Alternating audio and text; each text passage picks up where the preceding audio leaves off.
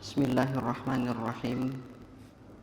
Assalamualaikum warahmatullahi wabarakatuh. Alhamdulillah hamdan katsiran thayyiban mubarakan fihi kama yuhibbu rabbuna wa yarda.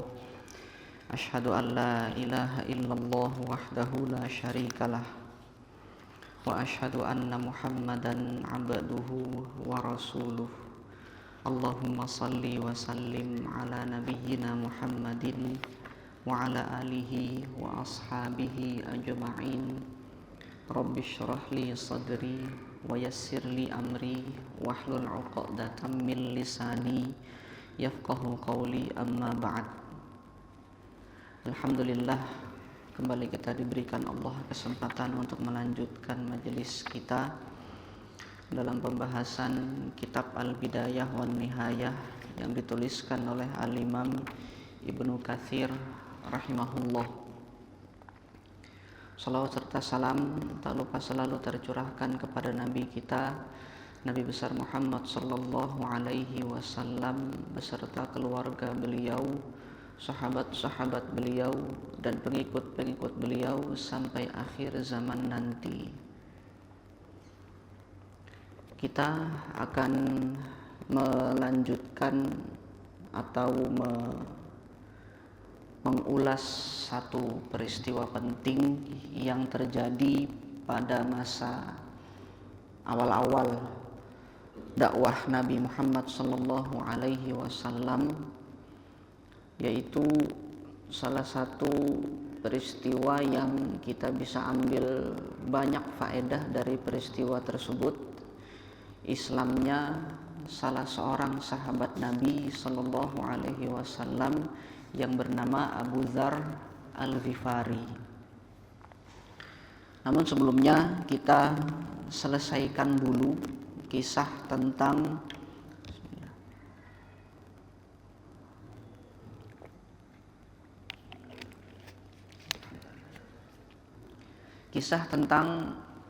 Abu Bakar As-Siddiq radhiyallahu anhuma bersama dengan Ibnu Dugunnah yang kemarin sudah kita bahas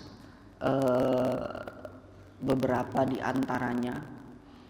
Setelah kemudian orang-orang Quraisy mendapati bahwasanya Ibnu Dugunnah ini melakukan pembelaan dan perlindungan kepada Abu Bakar As-Siddiq, kemudian memberikan satu syarat. Syaratnya adalah Abu Bakar tidak boleh menampilkan ibadahnya di hadapan umum, di hadapan publik. Kalau mau beribadah silahkan menyendiri dan bersembunyi di dalam rumahnya. Syarat ini disampaikan oleh orang-orang Quraisy kepada Ibnu Dugunnah, dan kemudian Ibnu Dugunnah menyampaikan lagi kepada Abu Bakar. Beberapa saat atau beberapa hari setelah penyampaian syarat ini kepada Abu Bakar menyepakati, menyetujui, ya sudah, kalau begitu saya ibadah di dalam rumah saya. Sampai beberapa hari atau beberapa pekan setelah Abu Bakar memenuhi syarat tersebut, kemudian beliau berpikir, kalau ibadahnya itu disembunyikan, terus apa fungsinya selama ini Rasulullah bersama dengan sahabat yang lain melakukan dakwah? Karena memang dakwah itu memang harus ditampilkan.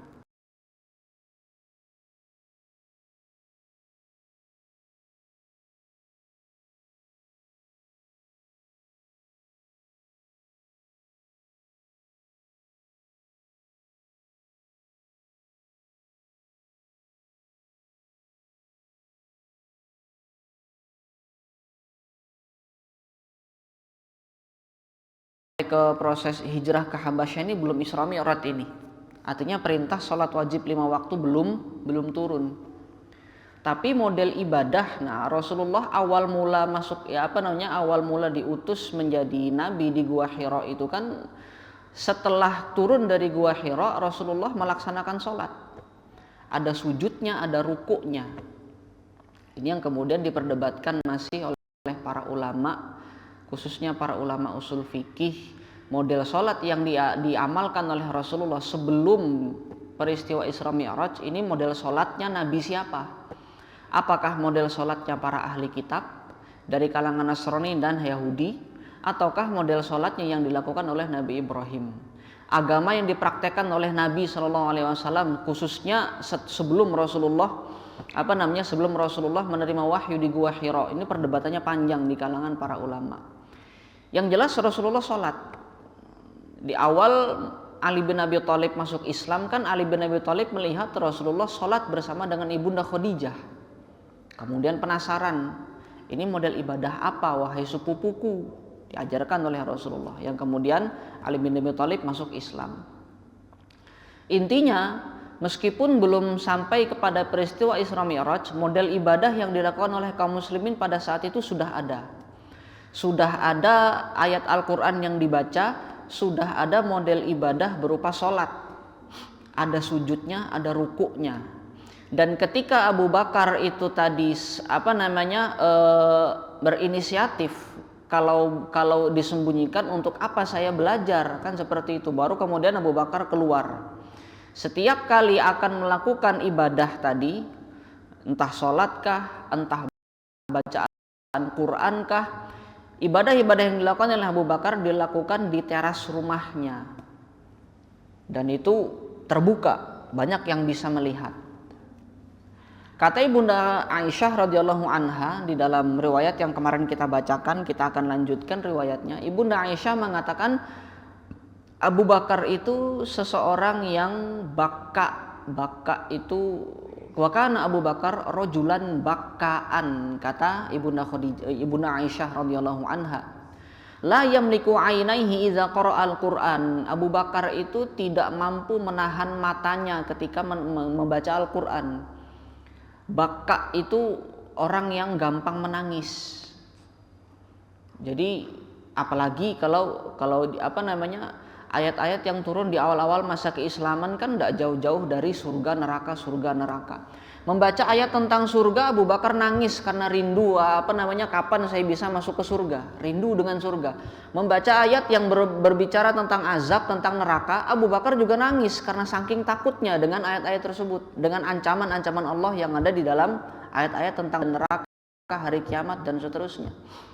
Artinya mau baca ayat tentang surga nangis, mau baca ayat tentang neraka juga nangis. Nah, makanya kan nanti di akhir umur Rasulullah ini kita loncat dulu sedikit. Di akhir umur Rasulullah, ketika Rasulullah sudah merasa berat untuk mengimami kaum muslimin di Masjid Nabawi, Rasulullah meminta kepada para istrinya untuk sampaikan kepada Abu Bakar, murhu falyusalli binnas. Sampaikan Abu Bakar, suruh dia jadi imam gantikan saya gitu. Para istri Rasulullah termasuk Ibunda Aisyah pada saat itu menolak dengan alasan Abu Bakar ini gampang nangis. Jadi kalau jadi imam itu nangis, nanti kalau nangis makmumnya nangis juga kan seperti itu. Apa ndak Umar aja yang disuruh jadi imam gitu loh. Diberi masukan oleh para istri Nabi pada saat itu. Nah, kembali kepada jadi Abu Bakar tuh gampang nangis. Ketika melihat Abu Bakar baca Quran sambil nangis, nanti kita akan mempelajari faedah yang ada di kisahnya Abu Dzar Al-Ghifari. Salah satu faedahnya adalah kita akan mempelajari karakteristik dari Al-Quran.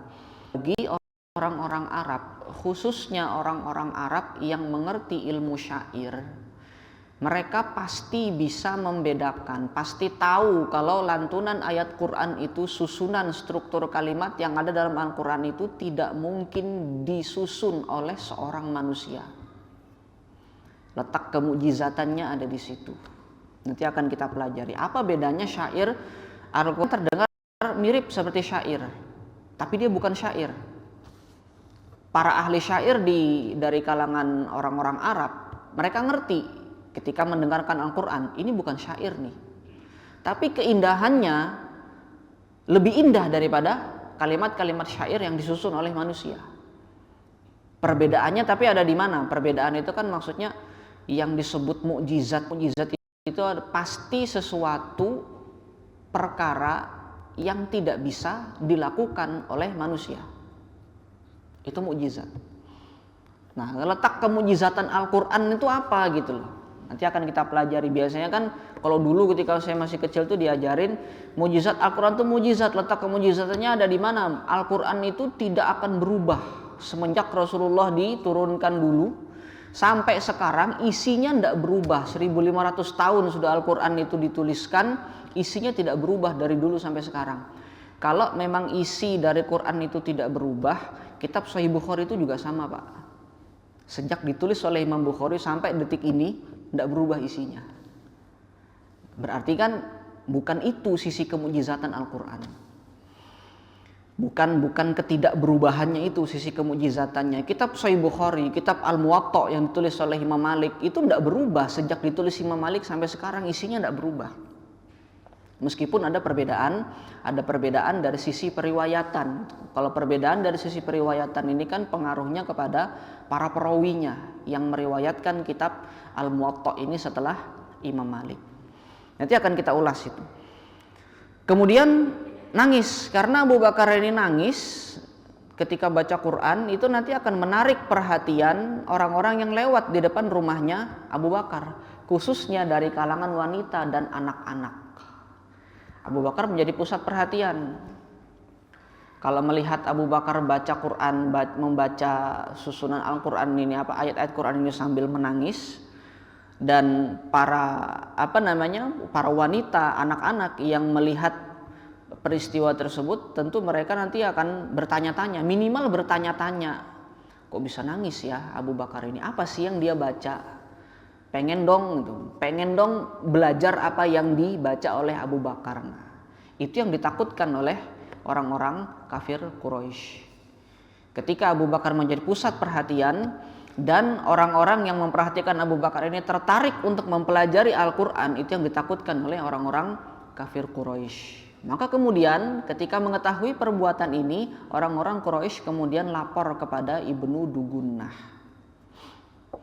Ini kok sudah melenceng dari kesepakatan ini, kata mereka. Kita kemarin sepakat, oke, Anda silakan melindungi Abu Bakar, tapi kesepakatan yang sudah kami minta, syarat yang sudah kami minta ternyata dilanggar oleh Abu Bakar. Abu Bakar ternyata beribadah di luar rumahnya. Ibnu Dugunnah sebagai seorang pemimpin kaum, dia tidak mau dianggap membatalkan suatu kesepakatan. Karena orang Arab itu kan salah satu marwahnya orang Arab pada saat itu adalah tepat sama janji. Kalau ngomong A ya A, kalau ngomong B ya B. Makanya nanti ketika kalau kita baca sejarahnya itu, musuh-musuh Islam yang suka ingkar janji itu sebenarnya bukan orang Arab, tapi orang Yahudi. Orang-orang munafik dari kalangan Bani Israel, dari kalangan Yahudi itu yang suka ingkar janji itu. Tapi kalau orang Arab enggak, ngomong A ya A, ngomong B ya B. Abu Jahal ketika janji, Muhammad kalau sholat di Ka'bah akan saya ganggu, akan saya lempar pakai batu dan segala macam. Ketika betulan Nabi Muhammad sholat tetap sholat di dalam Masjidil Haram di samping Ka'bah, ditunaikan janjinya sama Abu Jahal. Mana tuh Muhammad ini mau dilempar batu sudah. Ditunaikan janjinya. Ya karena memang ngomongnya seperti itu, ya itu yang dilakukan. Itu orang Arab. Termasuk Ibnu Dugunnah. Ibnu Dugunnah bilang, iya saya jamin Abu Bakar ibadahnya di dalam rumah. Tapi ternyata keluar rumah. Kemudian Ibnu Dugunnah klarifikasi kepada Abu Bakar. Fa'ata Ibnu Dugunnah ila Abi Bakrin faqala qad alimta allazi qad aqadtu alaihi Quraisy. Kamu sudah tahu wahai Abu Bakar apa yang sudah saya ikat perjanjiannya dengan orang-orang Quraisy. Maksudnya perjanjiannya itu tadi, saya melindungi Anda dan Anda beribadah sembunyi-sembunyi. Fa imma an taqtasira ala zalika wa imma an tarudda ilayya zimmati. Pilihannya dua sekarang. Anda tetap berada pada syarat itu, Anda tetap tunaikan syarat itu, silakan beribadah di dalam rumah secara sembunyi-sembunyi, atau pilihan yang kedua, kembalikan tanggung jawab saya, kembalikan perlindungan saya. Sama kayak kasus Walid bin Mughirah dengan Utsman bin Maz'un kemarin. Jadi yang membatalkan perjanjiannya bukan Ibnu Dugunnahnya. Ibnu Dugunnah tetap tidak mau dianggap sebagai pembatal janji. Kalau memang Abu Bakar diganggu dan Ibnu Dugunnah tidak memberikan perlindungan, Ibnu Dugunnah ingin agar orang-orang Quraisy tahu bahwasanya Abu Bakar sendiri yang mengembalikan jiwarnya kemarin, mengembalikan perlindungannya itu. Jadi bukan Ibnu Dugunnah yang membatalkan. Oke, kata Abu Bakar, kalau fa inni la uhibbu an tasma'al arab anni ukhfirtu fi rajulin aqattu lahu. Aku tidak ingin orang-orang Arab mendengar kabar bahwasannya aku sudah membatalkan janji dengan seseorang yang aku sudah terikat janji kepadanya. Oke, kata Abu Bakar, fa inni aruddu alaika jiwaraka wa ardo bi jiwarillahi azza wa jalla. Kalau begitu akan saya kembalikan perlindunganmu. Kamu tidak perlu. Nah, kalau Abu Bakar mengembalikan perlindungan kan Abu Bakar juga bukan pembatal janji ya. Kan kasusnya begini, Ibnu Dugunnah datang memberikan tawaran, kamu mau nggak saya lindungi? Silahkan kamu beribadah dengan tenang di negerimu, tidak perlu takut dengan ancaman dari kaummu. Nanti saya kasih perlindungan. Jadi Ibnu Dugunnah datang memberikan suatu tawaran gitu loh. Awalnya tawarannya diterima. Tapi kemudian sampai pada momen Ibnu Dugunnah memberikan dua opsi tadi. Tetap menunaikan syaratnya atau kembalikan tawaran saya. Nah, kalau Abu Bakar yang mengembalikan, Abu Bakar tidak membatalkan perjanjian. Kalau Ibnu Dugunnah yang kemudian menarik tawarannya, berarti dia membatalkan perjanjian, kan seperti itu. Makanya kemudian Ibnu Dugunnah minta kamu yang kembalikan, Anda yang kembalikan. Kalau Anda mengembalikan berarti Anda menolak tawaran dari saya. Kalau seperti itu bukan membatalkan janji namanya. Makanya kemudian dia minta Abu Bakar yang mengembalikan. Ya sudah, kata Abu Bakar, kalau kamu tidak mau melindungi saya lagi, ya sudah, saya kembalikan perlindungan Anda. Saya lebih ridho wa ardo bi jiwarillahi azza wa jalla. Saya lebih ridho dengan perlindungan Allah Subhanahu wa taala. Saya lebih ridho dengan Allah yang menyelamatkan saya, biar Allah yang menyelamatkan saya. Anda tidak perlu repot-repot melakukan ini. Kalau memang Anda tidak rela saya beribadah di luar dengan di hadapan publik seperti ini. Nah, jadi kemarin sudah kita ceritakan dari 3 sahabat, ada Utsman bin Maz'un, ada Abu Salamah, ada Abu Bakar. 2 di antaranya menolak pertolongan yang ditawarkan oleh orang kafir, Abu Bakar sama Utsman bin Maz'un. Yang satu, Abu Salamah, menerima pertolongan yang ditawarkan oleh seorang kafir. Bahkan Rasulullah pun dilindungi oleh Abu Thalib sampai Abu Thalib mati. Kan seperti itu. Nah, ini nanti ada hubungannya dengan nanti kita ingatkan lagi, kita flashback lagi ketika kita mengulas inti atau materi dakwah yang disampaikan oleh Rasulullah di awal-awal masa keislaman berdasarkan saksi dari saudaranya Abu Dzar Al-Ghifari. Beralih kepada kisah masuk Islamnya Abu Dzar Al-Ghifari. Lamma balaghani, meskipun ada kalau saya temukan di sini ada 2 versi yang disebutkan di dalam riwayat hadisnya, 2 versi tentang peristiwa masuk Islamnya Abu Dzar ini. Ada versi yang diriwayatkan oleh Imam Bukhari, ada versi yang diriwayatkan oleh Imam Muslim. Nah, dua-duanya dikutip oleh Imam Ibnu Katsir di dalam kitab Al-Bidayah wan Nihayah. Tapi versi yang akan saya bacakan ini adalah versi dari Imam Bukhari. Jadi perbedaannya nanti ada pada Abu Dzar ini datang sendirian ke Mekah atau beliau mengutus saudaranya dulu. Nah, perbedaannya ada di situ. Dan perbedaannya juga ada pada berapa hari Abu Dzar ini menetap di Mekah sebelum ketemu dengan Rasulullah. Ada di situ perbedaannya. Yang kita bacakan adalah versi dari Imam Bukhari rahimahullah. Lamma balagha Abu Dzarrin mab'ats Rasulillah sallallahu alaihi wasallam qala li akhihi irkab ila hadzal wadi fa'lam li ilma hadzal rajul allazi yaz'umu annahu nabi. Ketika sampai informasi kabar kepada Abu Dzar tentang diutusnya Rasulullah sallallahu alaihi wasallam. Jadi kabar ini kan cepat beredar.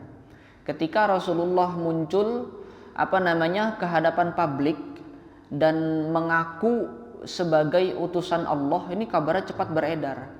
Artinya orang-orang Quraisy berupaya untuk menutup atau menyumbat kabar ini agar tidak tersiar ke luar kota Mekah, itu tidak ada gunanya. Cepat beredar. Abu Dzar kan posisinya di luar kota Mekah nih. Sampai kepada perkampungannya Abu Dzar. Oh, ini kok ada orang yang ngaku nabi nih. Tolong, qala li akhihi. Abu Dzar kemudian berkata kepada saudaranya, irkab ila hadzal wadi.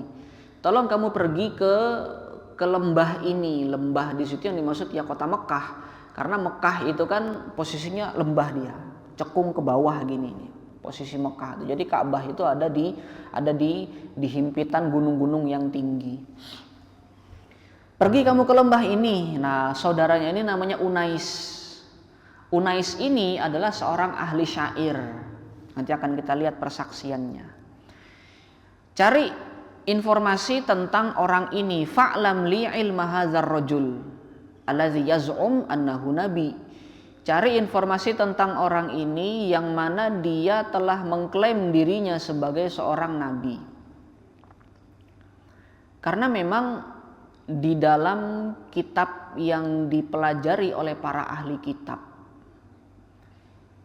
datangnya seorang nabi yang terakhir ini selalu digaungkan oleh mereka, baik orang Yahudi maupun orang Nasrani.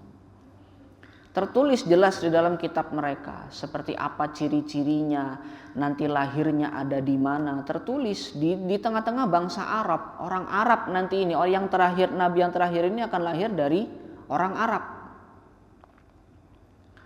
Dan bahkan sudah disebutkan tempat hijrahnya.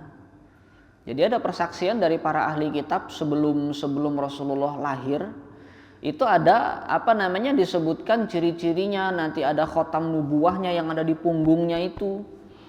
Dan kemudian bahkan tempat hijrahnya itu disebutkan, tapi tidak disebutkan nama kotanya. Kalau di dalam kitab mereka tidak disebutkan nama kotanya Yathrib, enggak, tapi disebutkan tempat hijrahnya itu nanti akan banyak ditumbuhi oleh pohon kurma.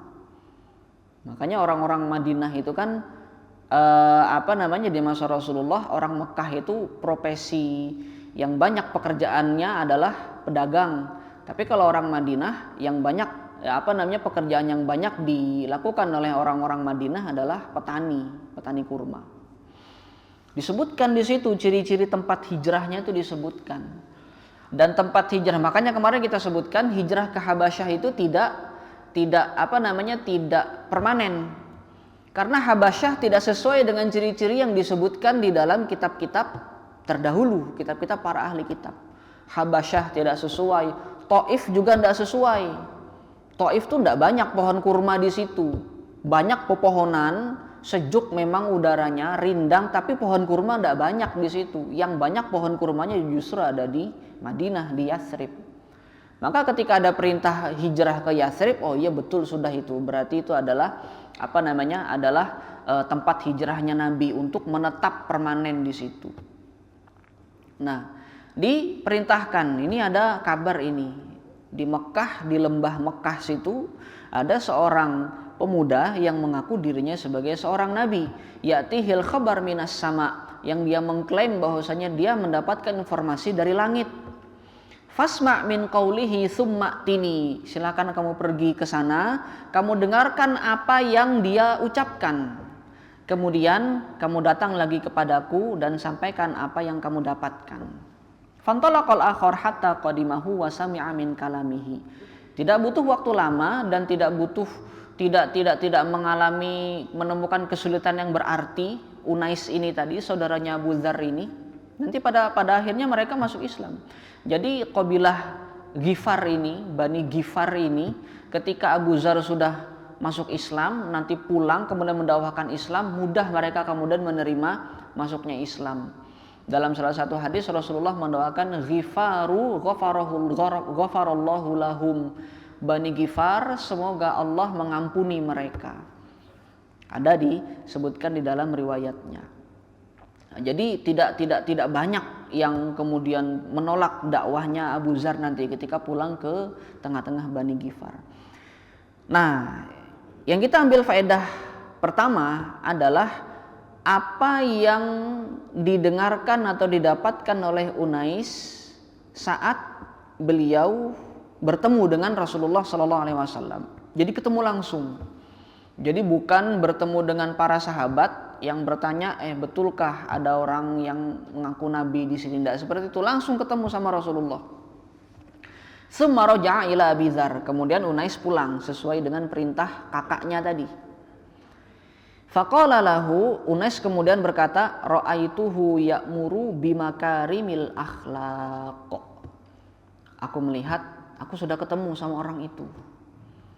Dan aku melihat, aku mendapati dia memerintahkan kepada akhlak-akhlak yang mulia, kemuliaan akhlak. Nah, ini pelajaran yang pertama. Artinya, di awal-awal masa keislaman, materi dakwah Nabi ini tidak melulu, tidak terbatas pada materi-materi akidah dan tauhid saja. Tapi materi tentang kemuliaan akhlak ini juga menjadi materi pokok yang dijadikan oleh Rasulullah sebagai materi dakwah di awal-awal masa keislaman. Jadi akidah, adab, akidah, akhlak, itu materi dakwahnya di awal-awal masa keislaman. Nah, artinya kita jangan menyepelekan materi tentang adab. Kita jangan menyepelekan ilmu-ilmu tentang kemuliaan akhlak. Di sini kan di masjid kita alhamdulillah ada kajian tentang adab kan yang diampu oleh Ustadz Samsul Rijal. Itu materi yang penting tuh. Artinya kalau materi tentang adab ini menjadi salah satu materi yang ditekankan oleh Rasulullah di awal-awal masa dakwah beliau, berarti kan materi ini punya urgensi yang tinggi, punya tingkat kepentingan yang tinggi. Bukan materi sembarangan kan seperti itu. Banyak kesaksian dari para sahabat yang masuk Islam di awal-awal masa keislaman. Salah satu kesaksian yang lain, ada sahabat yang lain yang bernama Amr bin Abasah As-Sulami. Amr bin Abasah ini juga salah seorang sahabat yang masuk Islam di awal-awal masa keislaman. Pesan pertama yang diucapkan oleh Rasulullah kepada Amr saat Amr ini pertama kali masuk Islam, pesan pertamanya adalah 3. Anta'budallaha wahdahu la syarikalahu wa tukassiral asnama wa tusilal arhama. Engkau beribadah kepada Allah satu-satunya, jangan sampai ada sekutu untuk Allah. Buang semua sekutu itu, buang semua kesyirikan-kesyirikan itu. Pesan yang kedua, Rasulullah berpesan kepada Amr, pecahkan, hancurkan itu berhala-berhala yang ada di kampungmu. Ini Amr bin Abasah ini juga bukan orang Mekah nih. Beliau berasal dari kabilah di luar Mekah. Pecahkan berhala-berhala, hancurkan berhala-berhala yang ada di kampungmu. Pesan yang ketiga, tetap jaga silaturahim. Tusilal arham, kata Rasulullah. Tetap jaga silaturahim. Jadi di sini seolah-olah Rasulullah mewanti-wanti kepada Amr, kamu nanti kalau pulang ke kampungmu, kamu akan temukan tidak semua orang menerima ajakan dakwahmu. Tidak semua orang menerima ajaranmu. Tapi kalaupun kamu bertemu dengan orang-orang yang tidak menerima ajakan dakwahmu, tetap sambung silaturahim di situ. Meskipun masih kafir. Bukti yang lain, Rasulullah tidak pernah memutus silaturahim kepada Abu Thalib. Meskipun Abu Thalib kafir sampai mati.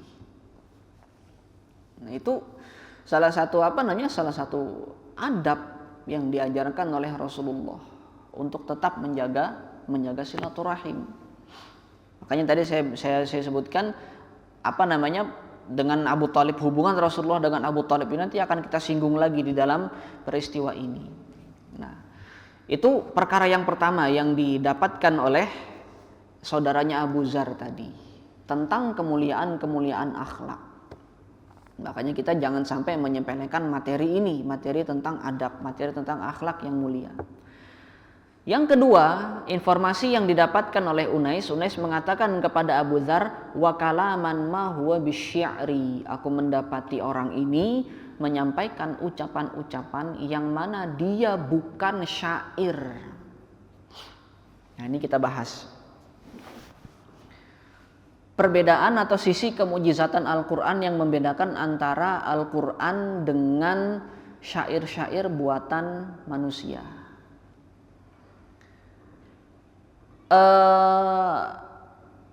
Apakah sisi kemujizatan Al-Quran itu terdapat pada keindahan rima, keindahan bait di ujung-ujungnya, seperti kalau kita ambil contoh surah Al-Mursalat, wal mursalati urfa fal asifati asfa, ujung-ujungnya itu fa semua seperti itu.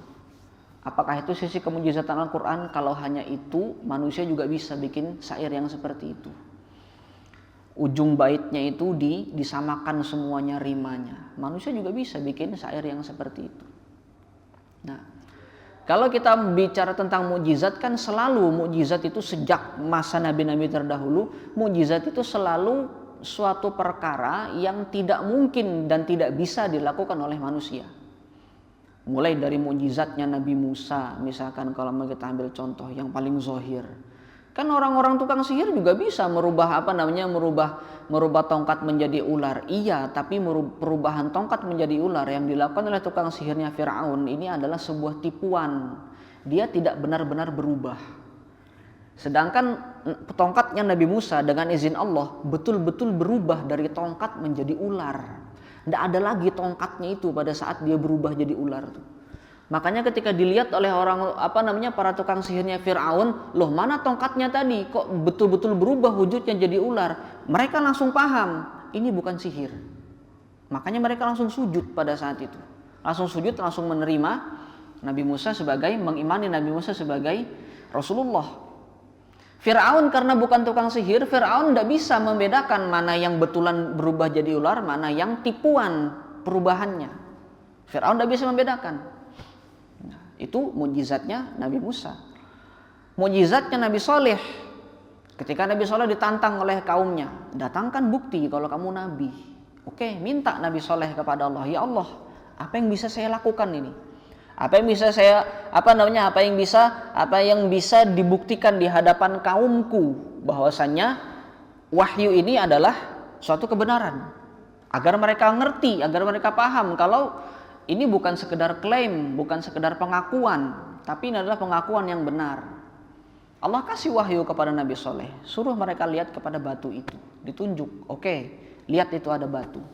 Sebentar lagi dari batu itu akan keluar seekor unta betina. Pecah batunya itu tiba-tiba keluar unta dari situ. Manusia mana yang bisa bikin kayak gitu? Tidak ada. Itu mukjizat. Nah, sekarang Al-Quran, manusia mana yang bisa bikin susunan kata yang indah seperti Al-Quran? Perbedaannya antara keindahan Al-Quran dengan keindahan syair buatan manusia adalah manusia kalau mau bikin keindahan di dalam susunan-susunan syair, pasti ada pelanggaran terhadap kaidah-kaidah tata bahasa Arab. Ya, jadi antum yang pernah belajar nahwu, belajar shorof, ketika antum buka-buka syair-syair yang dibuat oleh manusia, pasti ada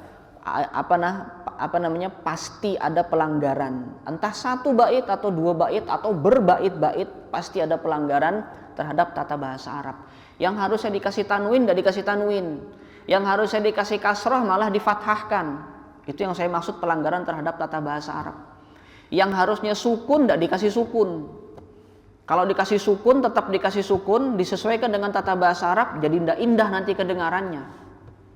Silahkan dibuktikan, silahkan buka. Saya sudah membuka syair-syair jahiliyah di dalam kitab ini. Banyak, ada yang dibuat oleh Abu Thalib, ada yang dibuat oleh orang-orang kafir Quraisy. Saya lihat, oh iya, ketemu. Satu atau dua bait pasti ada itu pelanggaran terhadap tata kebahasaan Arab.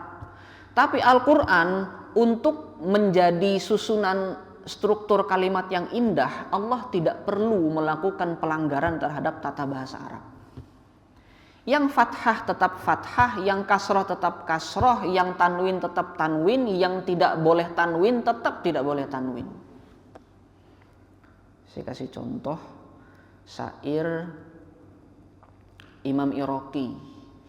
Imam Iraqi itu saya ingat di awalnya itu Alfiyah Iraqi yang berbicara tentang 5 menit lagi, yang berbicara tentang ilmu hadis. At-Tabsirah wa Tazkirah, nama syairnya itu.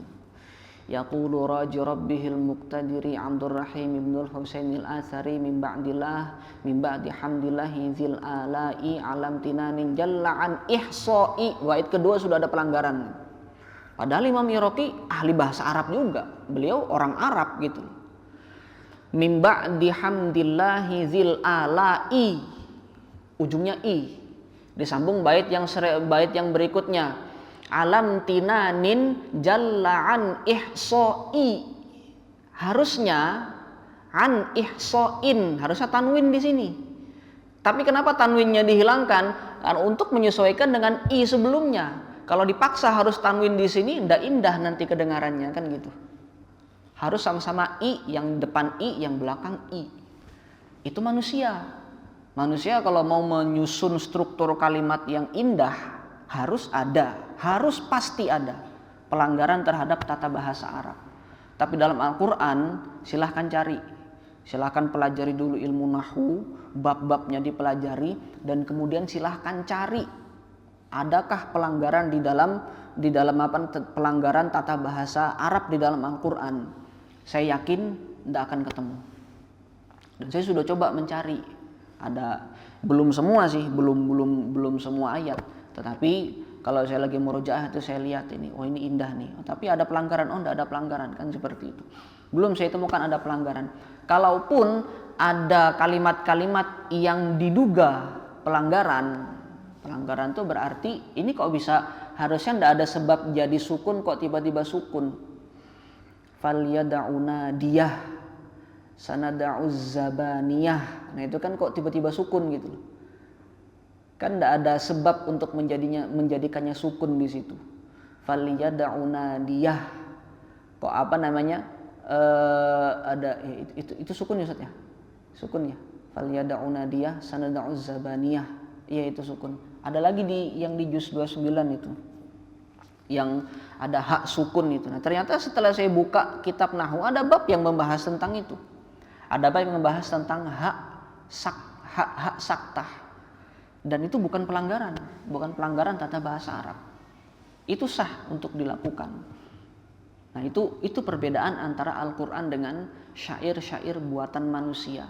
Makanya ketika Unais mendengarkan lantunan Al-Qur'an, Unais langsung yakin ini tidak mungkin dibuat sama Nabi Muhammad. Susunan bahasa Al-Qur'an ini, ayat-ayat ini tidak mungkin dibuat oleh Nabi Muhammad. Tidak mungkin dibuat oleh manusia, karena tidak ada pelanggaran tata bahasa Arab. Sedangkan manusia, kalau untuk mencapai suatu syair yang bagus kedengarannya, pasti akan ada pelanggaran tata bahasa Arab. Tapi kemudian Abu Dzar tidak puas dengan informasi ini. Ma syafaitani mimma aradtu, kamu belum memuaskan aku dari apa yang aku inginkan. Ya sudah, kalau gitu aku pergi sendirilah. Fatazawwada wa hamila syannatan fiha ma'un. Wa hamala syannatan fiha ma'un. Kemudian bergegas mengambil perbekalan, azan Isya sudah. Mengambil perbekalan dan kemudian pergi sambil membawa perbekalan yang di dalamnya itu ada semacam botol yang isinya itu air. Hatta qadima Makkah, sampai Abu Dzar masuk ke kota Mekah. Baru masuk ke kota Mekah nih. Belum kita ceritakan apa yang terjadi setelah itu. Nanti insya Allah akan kita lanjutkan pada pertemuan yang berikutnya. Mudah-mudahan apa yang kita kaji pada kesempatan kali ini bermanfaat dan diberkahi oleh Allah Subhanahu wa taala. Subhanakallahumma bihamdika asyhadu an la ilaha illa anta astaghfiruka wa atubu ilaik. Sallallahu ala nabiyyina Muhammadin wa ala alihi wa ashabihi ajma'in. Assalamualaikum warahmatullahi wabarakatuh.